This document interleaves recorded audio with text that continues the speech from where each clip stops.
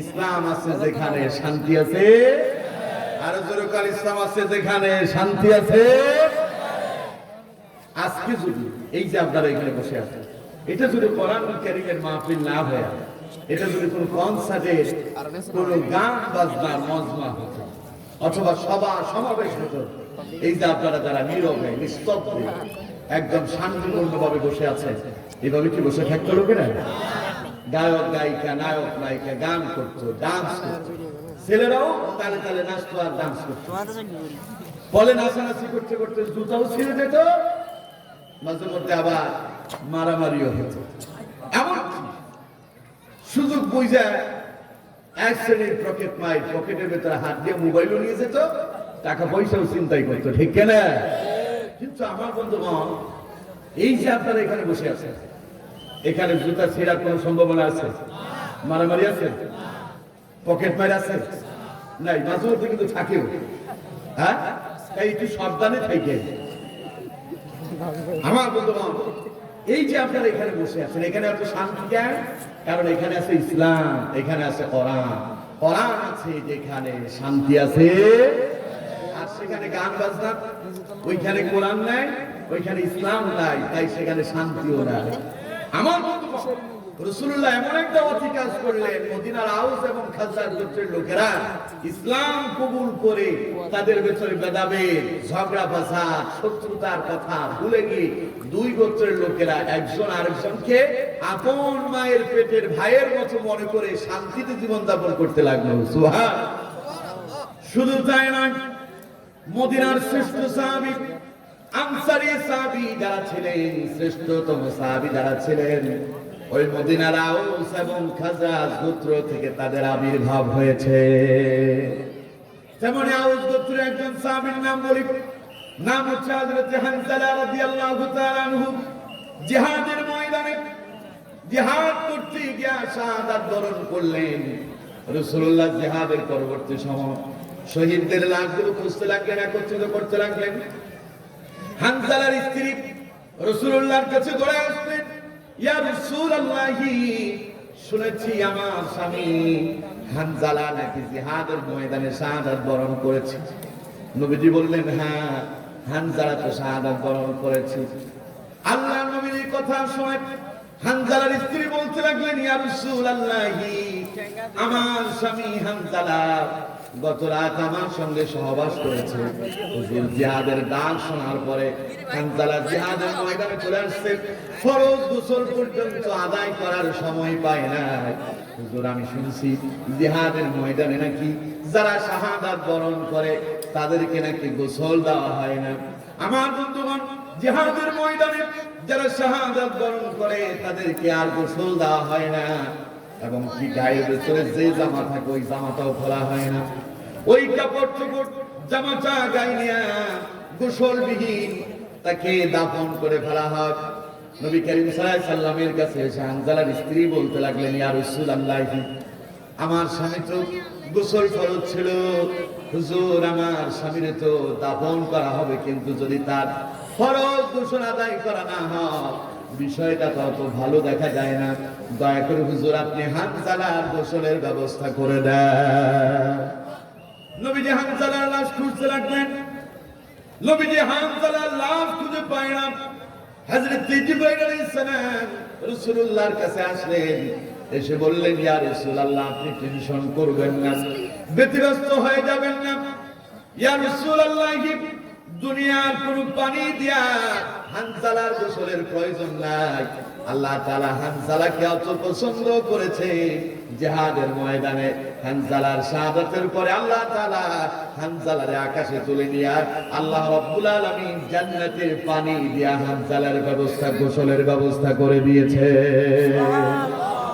মদিনার আউস গোত্রে এসেছিলেন হযরত হানজালা, আর মদিনার খাজরাজ গোত্রের আরেকজন শ্রেষ্ঠতম সাহাবীর নাম আপনাদেরকে শোনাই, নাম হচ্ছে হযরত উবাই ইবনে কাব রাদিয়াল্লাহু তাআলা আনহু। একদিকে ছিলেন তিনি আলেম, অন্যদিকে ছিলেন কারি, অন্যদিকে ছিলেন মুফাসসির, অন্যদিকে ছিলেন ফকিহ। এক কথায় ইসলামের যাবতীয় সকল জ্ঞানগুলো আল্লাহ তাআলা হযরত উবাই ইবনে কাবকে আল্লাহ তাআলা দান করেছিলেন।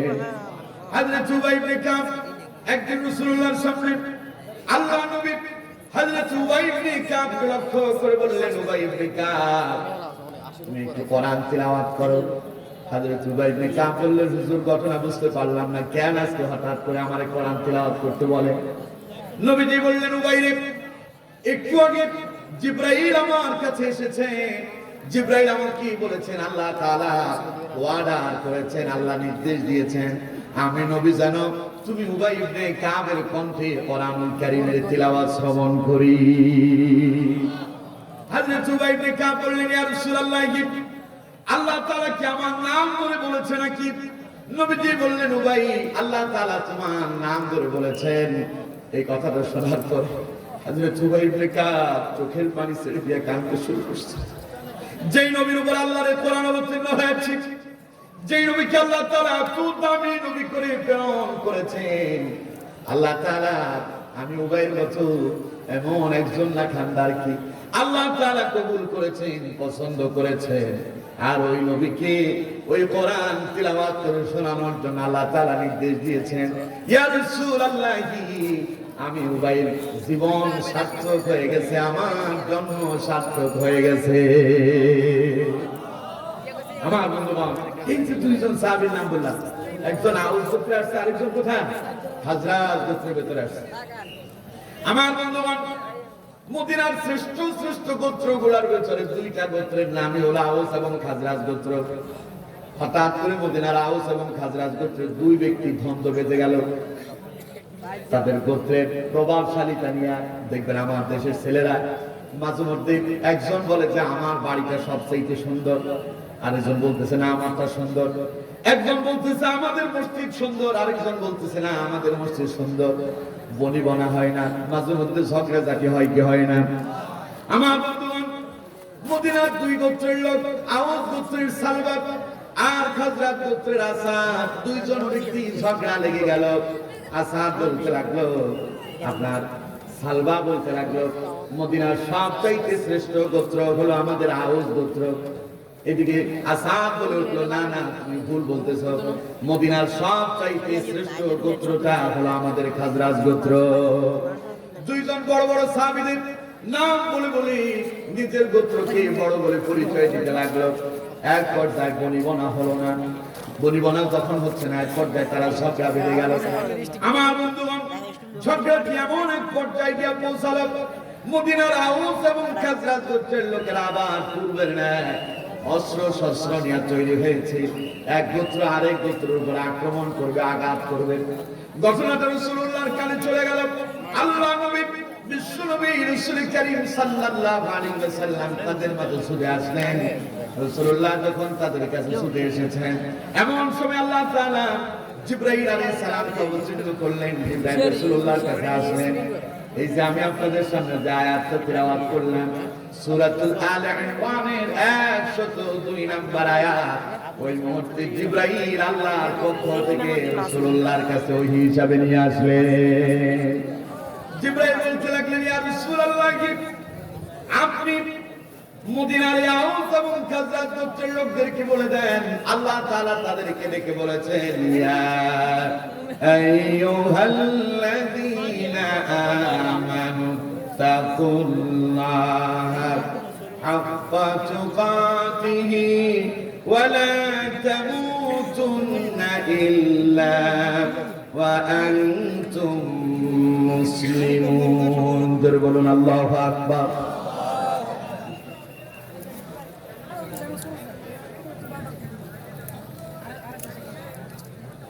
আমার বন্ধুগণ, মদিনার আউস এবং খাজরাজ গোত্রের লোকদের কাছে রাসূলুল্লাহ যখন ছুটে আসলেন, আল্লাহ তাআলা আয়াত অবতীর্ণ করলেন, নবী আপনি লোকদেরকে শোনায় দেন, ইয়া আইয়ুহাল্লাযীনা আমানু তাকুল্লাহ, হে ঈমানদারেরা, হে মুমিনেরা, ইত্তাকুল্লাহ, আল্লাহকে ভয় করো। সুবহানাল্লাহ বলবেন না?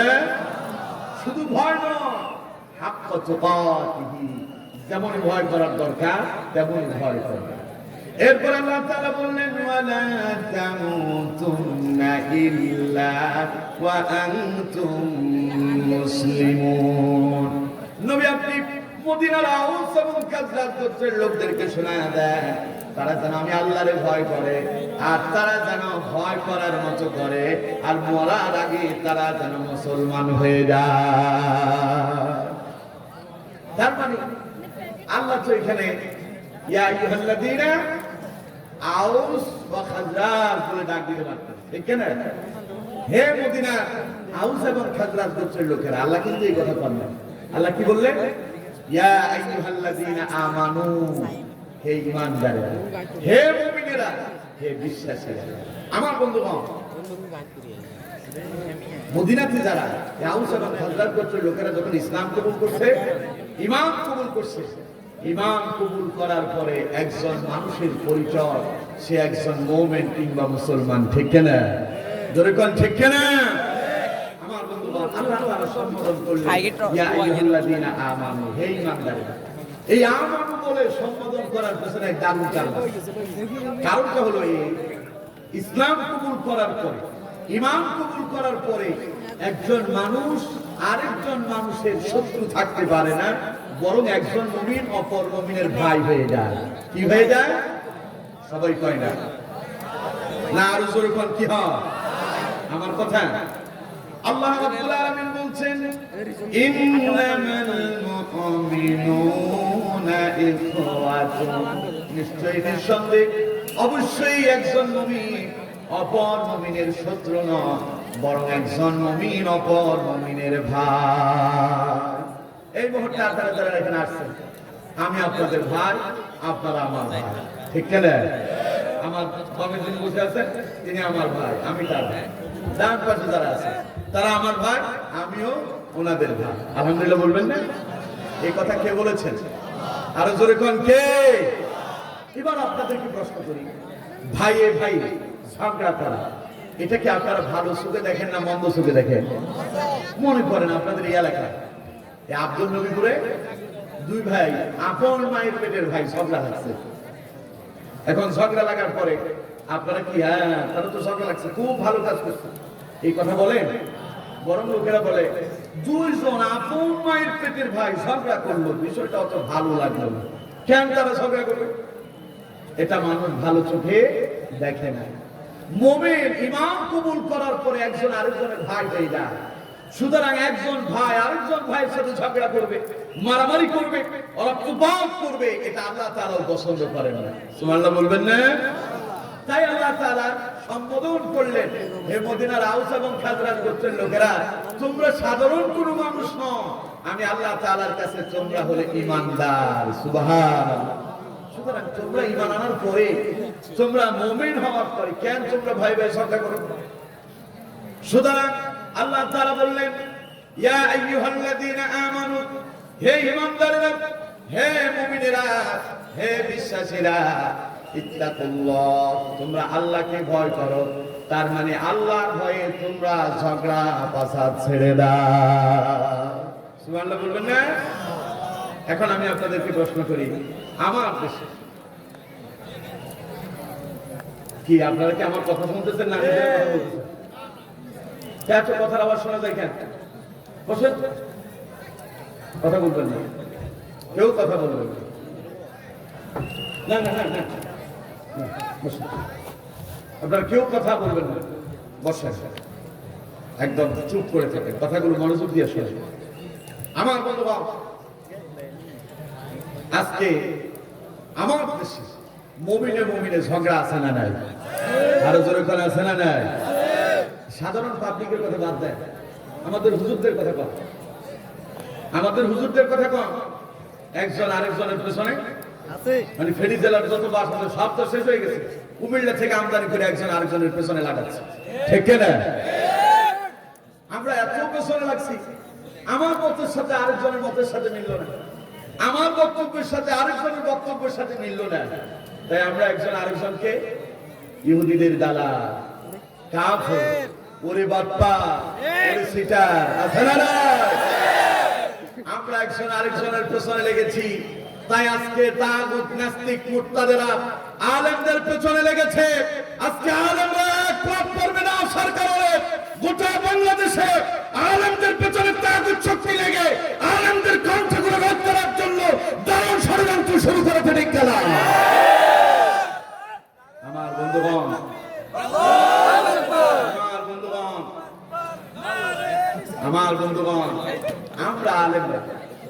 আমরা আলেমরা এক হতে পারি নাই, আমরা ঐক্য হতে পারি নাই, আমরা এক প্ল্যাটফর্মে আসতে পারি নাই। তাই আজকে যেই দলের আলেমে হোক, যেই মতের আলেমে হোক, সব জাতের সব আলেম আজকে বাংলাদেশে নির্যাতন আর নিপীড়নের সম্মুখীন হচ্ছে কি হচ্ছে না? আরো জোরে হচ্ছে কি হচ্ছে না? এর একটি মাত্র কারণ আমরা আলেমরা এক হতে পারি নাই।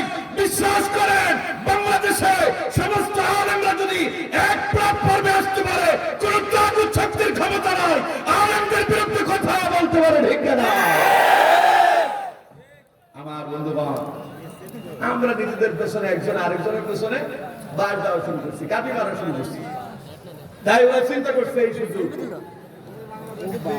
যখনই কোনো আলেম হক কথা বলে, যখনই কোনো আলেম কি বলে হক কথা বলতেছে, এই আলেমের পেছনে আরেকজন আলেম যখন কাঠি মারলো, তখন তাগুত শক্তি বুঝতে পারে এই তো সুবর্ণ সুযোগ, এটার বিরুদ্ধে এখন একটা অ্যাকশন নেওয়া যাবে, ঠিক কিনা? তাই আমার বন্ধুগণ, আজকে আমরা আলেমরা এক না হওয়ার কারণে, আমরা আলেমেরা নিজেরা নিজেদের ভেতরে ভেদাভেদ সৃষ্টি করার কারণে, বিদ্বেষ পোষণ করার কারণে তাগুত শক্তি আলেমদের কণ্ঠরোধ করছে। মসজিদে ইমাম সাহেবকে হক কথা বলতে বাধা দেওয়া হচ্ছে। 90% মুসলমানের দেশ, এই দেশে মদের লাইসেন্স দেওয়ার মতো দুঃসাহস দেখাচ্ছে কেন?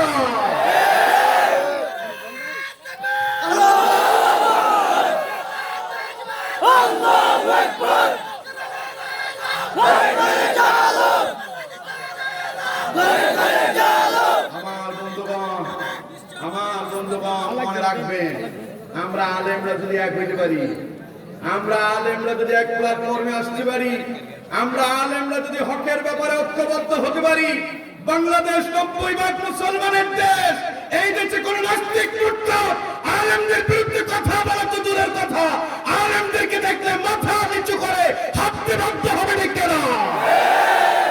সুতরাং আমার বন্ধুগণ মনে রাখবেন, আমরা নিজেরাই নিজেদের ক্ষতি করতেছি। ক্ষতি আমরা কারা করছি? নিজেরা নিজেদের ক্ষতি করতেছি, নিজেদের ঘরে নিজেরাই আগুন লাগাই দিচ্ছি। প্রিয় বন্ধুগণ, আমাদের আল্লাহ কয়জন? আমাদের নবী, আমাদের কোরআন, আমাদের সব ওখানে এক। এত ভেদাভেদ কেন আমাদের? আমরা কেন এক হইতে পারি না? আমাদের প্রভু এক, নবীর উম্মত, জীবন বিধান ওই শিবানী কোরআন।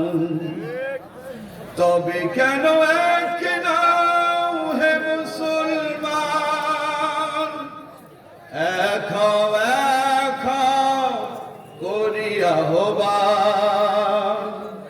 তবে কেন এক নাও হে মুসলমান, এক করিয়া আহ্বান। বাইতুল্লাহ এক, মদিনা শরীফ এক, উহুদ পাহাড় এক, বদরের মাঠ এক, ঠিক না?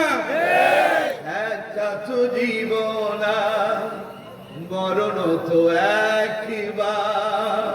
কয়বার বলবো? কয়বার? সব তো এক। একটা তো জীবন, মরণ তো একবার। সকলের তরে আছে একই স্থান।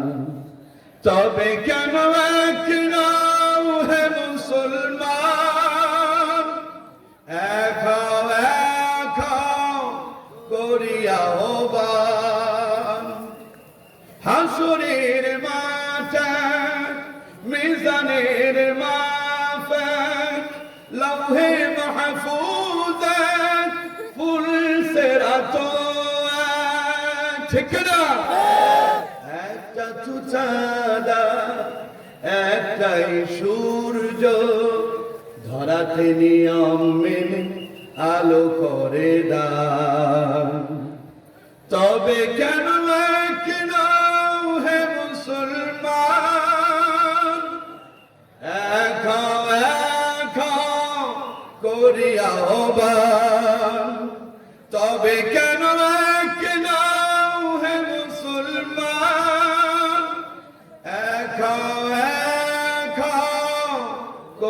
আহ্বান, ঠিক না?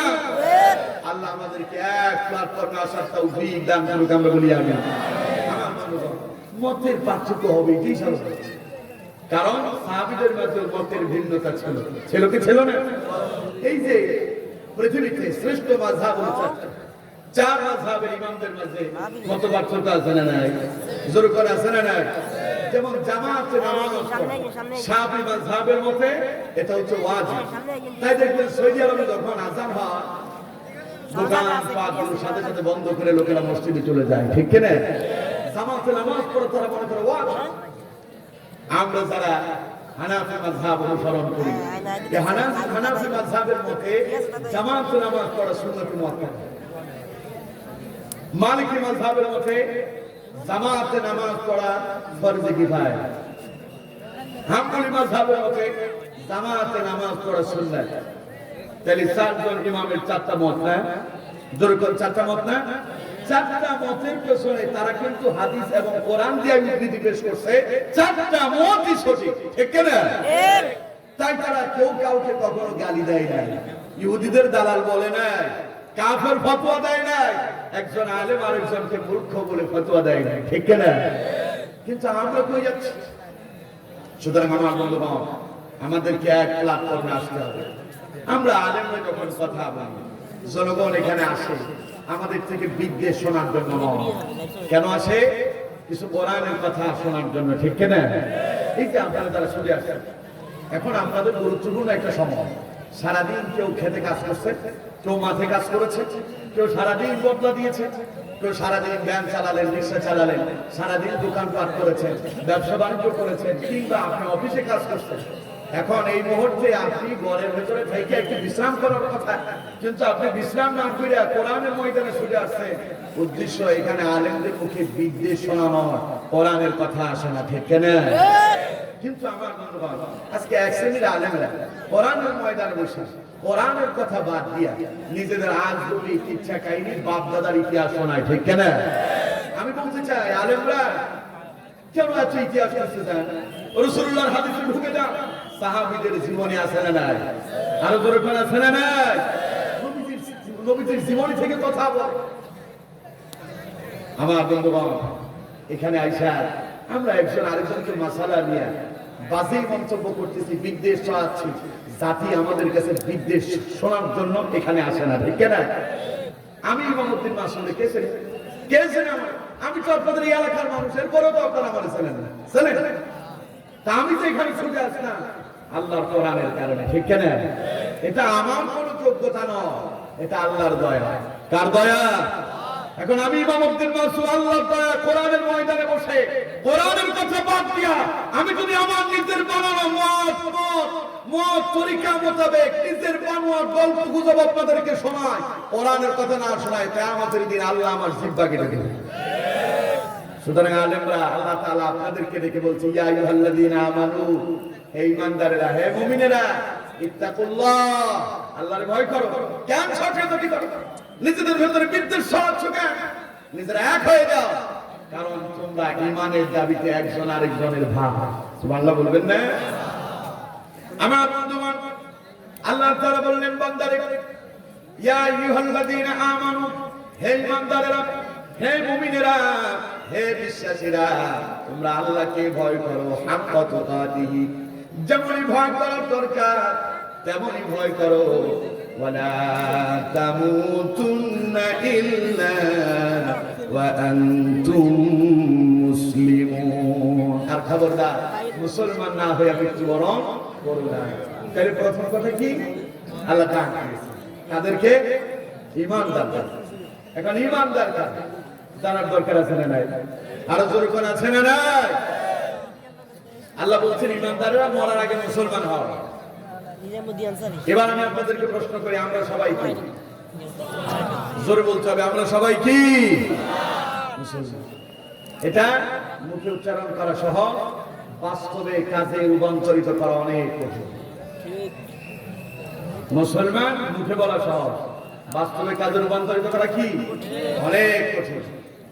এই যে আমার দেশ 90% মুসলমানের দেশ, এই দেশে গত পরশু দিনের ঘটনা, আমাদের নোয়াখালী আর হলো টাঙ্গাইল নাকি? নোয়াখালী বনাম টাঙ্গাইলের মাঝে এক নতুন খেলার আবিষ্কার হয়েছে। লোকেরা বলতেছে বিরল প্রেমের দৃষ্টান্ত স্থাপন করছে। নাউজুবিল্লাহ বলবেন? আরে পাগল ছাগল, প্রেম কারে কয় তাই তো বড় জানিস না, ঠিক না? ছেলে আর ছেলে কখনো প্রেম হইতে পারে না। ছেলে আর ছেলে বন্ধুত্ব হয়, ছেলে আর ছেলে কি হয়? বন্ধুত্ব হয়। মেয়ে আর মেয়ে বন্ধুত্ব হয়, প্রেম ভালোবাসা হয়। প্রেম ভালোবাসা হবে বিপরীত লিঙ্গে বিপরীত লিঙ্গের দিকে, ঠিক না? একজন পুরুষ যদি আরেকজন পুরুষের সাথে প্রেম নিবেদন করতে চায়, ইসলাম ওইটারে প্রেম কয় না, ইসলাম ওইটাকে বলে সমকামিতা। একজন নারী যদি অন্য নারীর সাথে প্রেম বিনিময় করতে চায়, ওইটাকে ইসলাম প্রেম বলে না, ওইটাকে ইসলাম বলে সমকামিতা, ঠিক না? তাহলে আমার দেশে যেটারে আপনারা এখন বিরল প্রেমের দৃষ্টান্ত স্থাপন করছে বলে সবাই আওয়াজ তুলতেছেন, এই কথা যারা বলতেছেন ভুল বলতেছেন আপনি। এটা প্রেম নয়, এটা সমকামিতা। এটা কি? সমকামিতা। আমাদের নোয়াখালী বিলকিস না, নোয়াখালী আখি না, আমাদের নোয়াখালী কি বিলকিস আর টাঙ্গাইলের আখি। এখন নোয়াখালী থেকে নোয়াখালী থেকে বিলকিস কি এক প্রেমে বসছে রে ভাই, আখিরে ছাড়া সে বাঁচবেই না। আখি আমার চাই, তাই আখিরে পাওয়ার জন্য বিলকিস কি করছে? নোয়াখালী থেকে টাঙ্গাইল চলে গেছে। আমার বন্ধুগণ, নোয়াখালী থেকে টাঙ্গাইল দিয়া বিলকিস বলতেছে আখি যদি না পাই আমি বাঁচবো না। আরে তুই বাঁচবি কেন? ইসলাম বলছে কোন নারী নারী যদি সমকামিতা করে, পুরুষ আর পুরুষে যদি সমকামিতা করে, ওরা যদি ধরা পড়ে, ইসলাম বলছে তাকে হত্যা করো। এটা আল্লাহর রাসূলের আদেশ, ঠিক না? আমার কথা রাসূলুল্লাহর হাদিস থেকে শুনেন। আমার বন্ধুগণ, হাদিসটি বিশ্বনবী রাসূল করিম সাল্লাল্লাহু আলাইহি ওয়াসাল্লামের সবচেয়ে প্রিয় সাহাবী হযরত আব্দুল্লাহ ইবনে মাসউদ রাদিয়াল্লাহু তাআলা, হযরত আব্দুল্লাহ ইবনে আব্বাস রাদিয়াল্লাহু তাআলা হাদিসটি বর্ণনা করতেছেন। আমার বন্ধুগণ, নবীজি বলছেন মা ওয়াজাদতুমুহু ইয়ামালু আমালা কওমি লুতিন ফাকতুলুল ফাইলা ওয়াল মাফউলা বিহি। আল্লাহ নবী বিশ্বনবী রাসূল করিম সাল্লাল্লাহু আলাইহি ওয়াসাল্লাম বলছে মা ওয়াজাদতুমুহু ইয়ামালু আমালা কওমি লুত, তোমরা যদি কোন ব্যক্তিকে দেখতে পাও কওমে লুতের মতো বর্বরতা করছে, সমকামিতাতে লিপ্ত হয়ে গেছে, ফাকতুলুল ফাইলা ওয়াল মাফউলা বিহি, তাহলে তাদেরকে ধরো। যিনি সমকামিতা করলো তাকেও ধরো, আর তার সাথে সমকামিতা করাইছে তাকেও ধরো। দুইজনকে ধইরা দুনিয়া থেকে বিদায় করে দাও, তাদেরকে হত্যা করে ফেলো। এই আদেশ কার? রাসূলুল্লাহ। সুতরাং আমার বন্ধুগণ, আমি তো বলতে চাই বিরল প্রেমের দৃষ্টান্ত করেছে এই কথা না বলে এই মুহূর্তে একটা আওয়াজ তোলার দরকার। বাংলাদেশে যারা সমকামিতা করবে, এই 90% মুসলমানের দেশে, তাদের জন্য নতুন আইন করে, তাদেরকে সংসদে নতুন আইনের মাধ্যমে কারাগারের ভেতরে ঢুকায়া ফাঁসি দিয়ে দুনিয়া থেকে বিদায় করে দিতে হবে, ঠিক না? এগুলো ইসলামের জন্য ক্ষতির কারণ, এগুলো মুমিনদের জন্য ক্ষতির কারণ। এইভাবে যদি সমকামিতা চলতে থাকে, আগামীর বাংলাদেশ সমকামিতাতে রূপান্তরিত হয়ে যাবে, ঠিক না?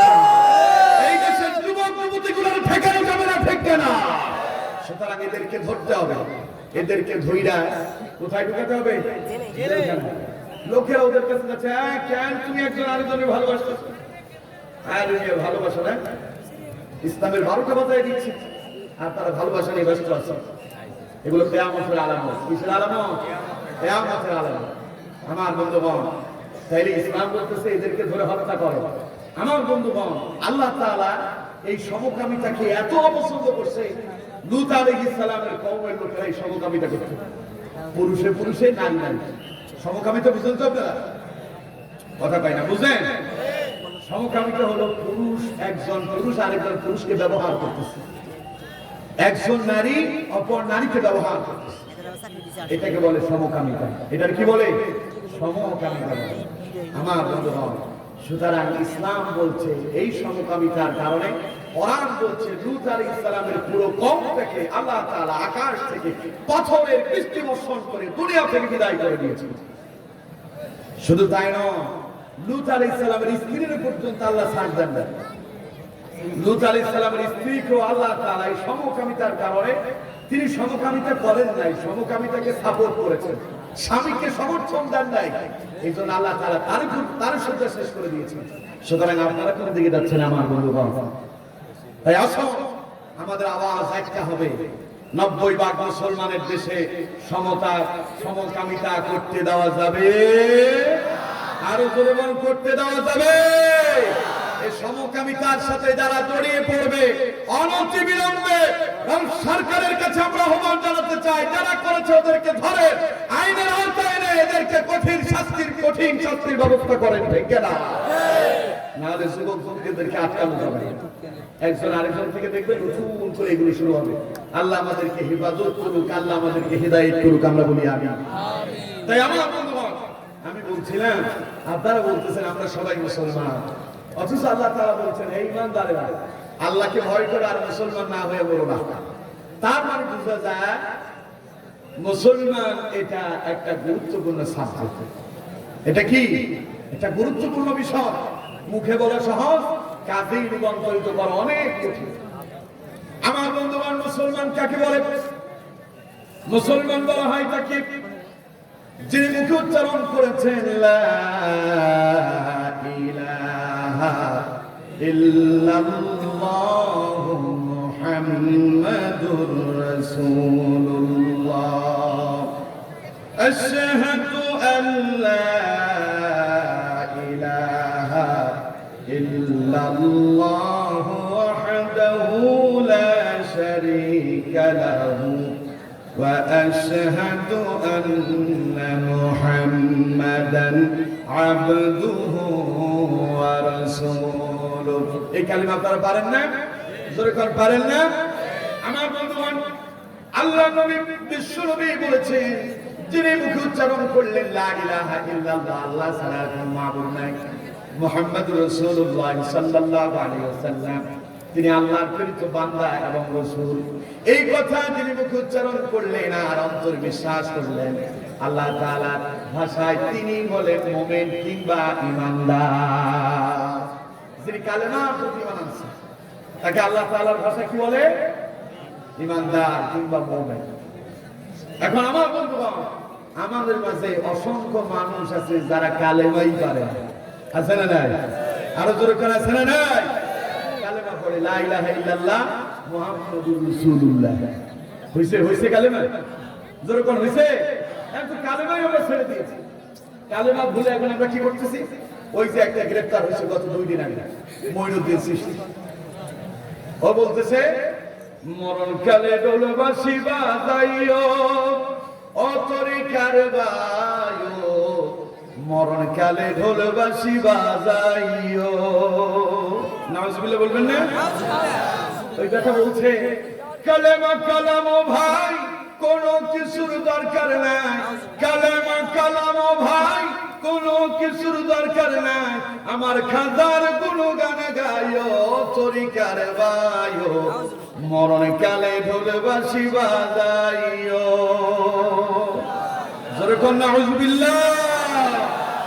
অথচ রাসূলুল্লাহ বলছে একজন মানুষ যখন মরে যাচ্ছে তার পাশে বসে কালেমা পড়ো, জোরে জোরে পড়ো, কারণ সেই ব্যক্তি বলবে লা ইলাহা ইল্লাল্লাহ, যার শেষ কথা হবে আল্লাহ ছাড়া আর কোনো মাবুদ নাই। নবীজি বললেন ফাদাখালাল জান্নাহ, আল্লাহ তাআলা ডাইরেক্ট তারে জান্নাতে ঢোকায় দেবে। কিন্তু এখন ওই বাপ্পা বলল বলছে মরণ কালে কালেমা টালেমা পড়ার দরকার নেই, আমার মরার সময় ঢোল বাজে বাজায়, আর ওই মুহূর্তে কোরআন পড়ার দরকার নাই, কালেমা পড়ার দরকার নাই, আমার হাজার গুণগান গাইয়া আমার কবরে পাঠায় দেয়। ইসলাম যাচ্ছে করতে। আর আমরা তো এখন তো জিকিরে ভুলে গেছি, জিকিরটা তো কি তাই আমরা জানি না। এখন জিকিরে আমরা কি করছি? কেউ কাশি দিচ্ছে, লাগে যে তার মির্গি বেড়া বলছে, ঠিক না? আরেকজন দেখলাম একজন গান গাইতেছে, আর পেছনে কিছু মুরিদ আছে, ওরা আল্লাহ শব্দটাকে আছে না চিন্তা করতেছে, আল্লাহর নামটা বিকৃতি করছে।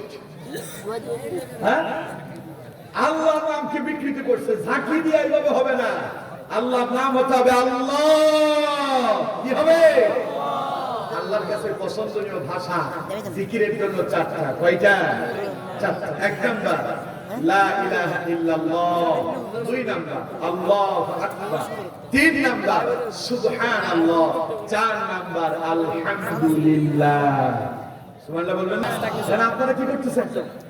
জিকিরের তালে কেউ বাজ বাজায় পড়তেছে, কেউ জিকিরের তালে বক্তারে নিয়ে পড়তেছে, মাইক ভেঙে ফেলতেছে, আবার কেউ জিকিরের তালে মঞ্চ কাঁপায়া দাঁড়াই যান, বসে যান, খায়া যান, শুয়া যান, আছে না না? একজন দেখলাম আমার দয়াল বাবার দরবারে, আমার মুর্শিদের দরবারে, বাবার লাইগা কান্দে আমার মন। এটা দেখি চিন্তা করছে জিকির আমরা কোথায় নিয়ে আসছি। এই বাংলাদেশে আমি কিন্তু হক্কানি পীর বিরোধী না, আমি হক্কানি পীর বিরোধী না, আমি হক্কানি পীরের পক্ষে। কিন্তু এই বাংলাদেশে বর্তমানে ভণ্ড পীর কম না বেশি? আরো জোরে কম না বেশি? বাংলাদেশে এত ভণ্ড পীর বের হয়েছে যারা ইসলামের নামে মানুষদেরকে ধোঁকা দিয়া নিজেরা নামাজ পড়ে না, কোরআন পড়ে না, ইসলাম মানে না, দ্বীন মানে না, হালাল মানে না, হারাম মানে না, আপনার মুরিদদের থেকে সেন্টা দিয়া, মুরিদদের পকেটের টাকা দিয়া বাড়ি আর গাড়ি কিনাতে ব্যস্ত আছে, ঠিক না? এদেরকে এই মুহূর্তে রুখে দিতে হবে। আর আমরা তো ওই যে পাগল ছাগলের বাপ বানাই ফেলছি। বাংলাদেশে এখন বাপের অভাব নেই, ঠিক না? তালা বাবা, সালা বাবা, সৎ বাবা, জট বাবা, ল্যাংচা বাবা, বদনা বাবা, তারপরে আরো কত কি বাবা। আমার বন্ধুগণ, যত বাবা আছে, যত বাবা আছে, সব বাবা ডিলিট করে দেন। একজনকে অন্তরে সেভ করবেন, তিনি মুহাম্মদ সাল্লাল্লাহু আলাইহি ওয়াসাল্লাম। এই রাসূলুল্লাহর যদি মানতে পারে, জীবন আপনার কল্যাণকর হয়ে যাবে।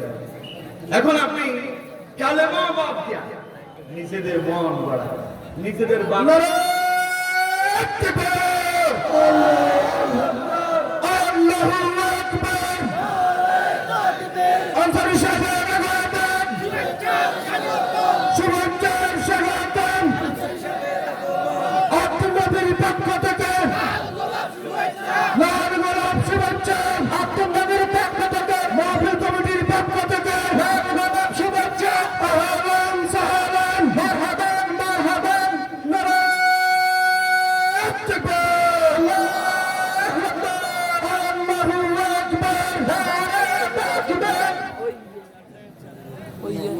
আলহামদুলিল্লাহ। আমাদের মাঝে আমাদের কাঙ্ক্ষিত মেহমান মাওলানা নিজামুদ্দিন আনসারী সাহেব, তিনি আরো অনেক আগেই উপস্থিত হয়েছেন। এখন 20 মিনিট মধ্যে আমাদের প্রধান বক্তা আমাদের মাঝে এসে উপস্থিত হবেন। এখন ভাই আমাদের মাসুম ভাই তার অসমাপ্ত বক্তব্য সম্পূর্ণের পরেই আমাদের আনসারী সাহেব আলোচনা পেশ করবেন। আমার বন্ধুগণ, আমরা সবসময় একটা কথা বলি, ভাইও আসার আগে বলে দিয়েছেন, যখন কোরআনের আলোচনা হবে তখন কোরআনের আলোচনা বন্ধ করে আমরা একটা স্লোগানে যাব না, এটা আমাদের উচিত। ভাই বললেন যে আমি নিষেধ করছি, তারপরে হয়ে গেছে আল্লাহর নামে তো স্লোগান দিতেই হবে, ঠিক না? আল্লাহর নামের স্লোগানের বিরোধী আমরা নই। এই বাংলাদেশে আল্লাহু আকবারের বিরোধী লোক আছে না নাই? আর যখন আছে না নাই? বাংলাদেশে অসংখ্য মানুষ আছে তার নেতার নামে স্লোগান দেয়, নেত্রীর নামে স্লোগান দেয়, কিন্তু আল্লাহু আকবার স্লোগানের কথা বললে গায়ের ভিতরে আগুন ধরে যায়, ঠিক না? আমি বলতে চাই যারা আল্লাহু আকবারের তাকবীর দিতে চায় না, ওটা মুসলমান হতে পারে না, ঠিক না?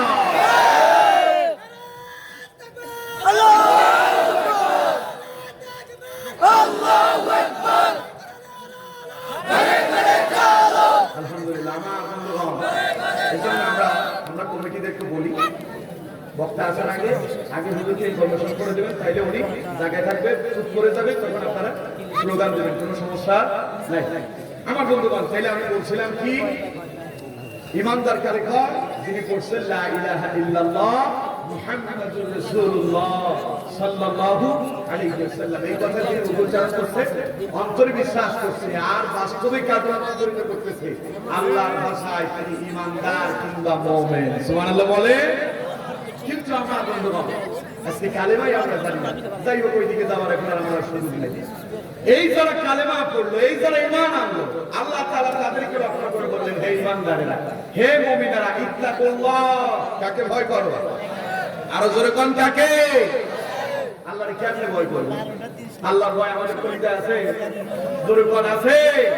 আল্লাহর ভয় যদি কলিজায় যদি থাকতো, এই বাংলাদেশ কোরআনের দেশ, পৃথিবীর দ্বিতীয়তম বৃহত্তর মুসলিম দেশ বাংলাদেশ, যেই দেশে 90% মুসলমান বসবাস করে, ওই দেশে যেই মানুষটা জীবনের 50 বছর আল্লাহর কোরআনের দাওয়াত দিয়েছে, ওই মানুষটা তো আজকে মুক্ত আকাশে ঘুরে বেড়ানোর কথা দেখে না।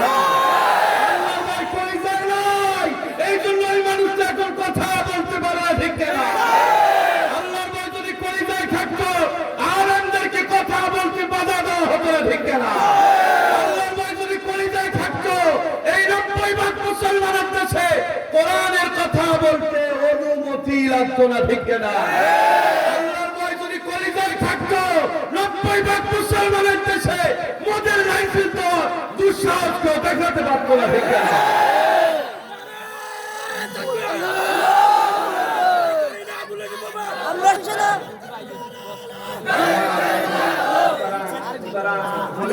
ভয় রাখবো,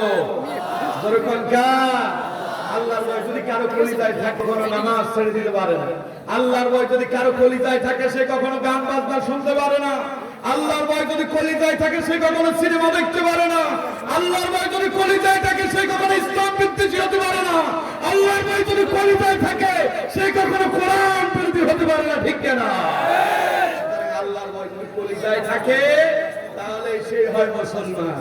আল্লাহর ভয় কলিজায় থাকলে কি হয়? কথা কয় না, কি হয়?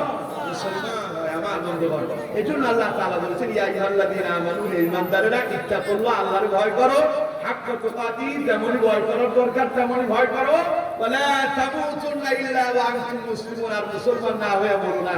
তার মানে আপনি ঈমান কবুলের পরে যদি মুসলমান হইতে চান, আল্লাহর ভয় জীবন পরিচালনা করতে হবে। ওই আল্লাহর ভয় করলে ডাইরেক্ট অটোমেটিক আপনি মুসলমান হয়ে যাবেন। আলহামদুলিল্লাহ বলেন। সুতরাং আসুন, কথা আর বেশি ভালো না, বক্তা চলে আসলে ওনাকে বসায় রেখে একটা কথাও বলা উচিত নেই। তারপরে যেহেতু আমি একটা জায়গায় ছিলাম, এটার ফিনিশিং দেওয়া দরকার, তাই আমি আমার অসমাপ্ত বক্তব্য বলতে হবে, অগোছালো বক্তব্য, যেটা ধারাবাহিকতা ছিল না।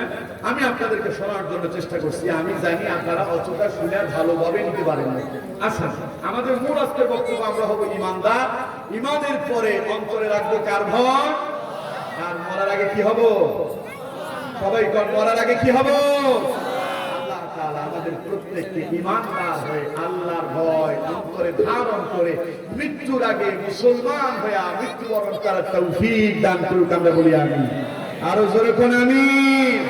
যত কথা বলেছি, আমার কোন কথা যদি ভুল হয়ে যায়, আমি দোয়া করছি আল্লাহ তাআলা আপনাদের সকলের অন্তর থেকে সমস্ত ভুলগুলো মুছে দিন।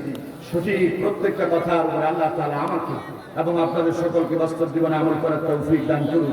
আমার বন্ধুগণ, এই মুহূর্তে আজকের মাহফিলের বিশেষ মুফাসসির আমার পাশে বসে, বাড়ি তার বেশি দূরে না। আমিও ফেনীর সন্তান, তিনিও ফেনীরই সন্তান। আলহামদুলিল্লাহ বললেন না? এগুলো আপনাদের ফেনীর এক একটা কি ফুটন্ত গোলা। আল্লাহ আমাদেরকে কোরআনের জন্য, ইসলামের জন্য কবুল আর মঞ্জুর করুক, আমরা বলি আমিন। আজকের মাহফিলের বিশেষ মুফাসসির মাওলানা নিজামউদ্দিন আনসারী সাহেবের কণ্ঠকে আল্লাহ পাক গোটা পৃথিবীতে ছড়িয়ে দিক, আমরা বলি আমিন। আল্লাহ তার ইলম এবং আমলের মাঝে বরকত দান করুক, আল্লাহ তাআলা তার হায়াতের মাঝে বরকত দান করুক, এবং পরিশেষে আপনাদের সকলের জন্য আল্লাহর কাছে দোয়া করছি, আল্লাহ তাআলা সকলকে সুস্বাস্থ্য জীবন দান করুক। যত কথা বলেছেন প্রত্যেকটা কথার উপর আল্লাহ তাআলা আমাকে এবং আপনাদের সকলকে বাস্তব জীবনে আমল করার তৌফিক দান করুক। ওয়া মা তাওফীকি ইল্লা বিল্লাহ, হাযা ইলমি ওয়াল ইলমু ইনদাল্লাহ, আলাইহি তাওয়াক্কালতু ওয়া ইলাইহি উনীব। আসসালামু আলাইকুম ওয়া রাহমাতুল্লাহি ওয়া বারাকাতুহু। আলহামদুলিল্লাহ।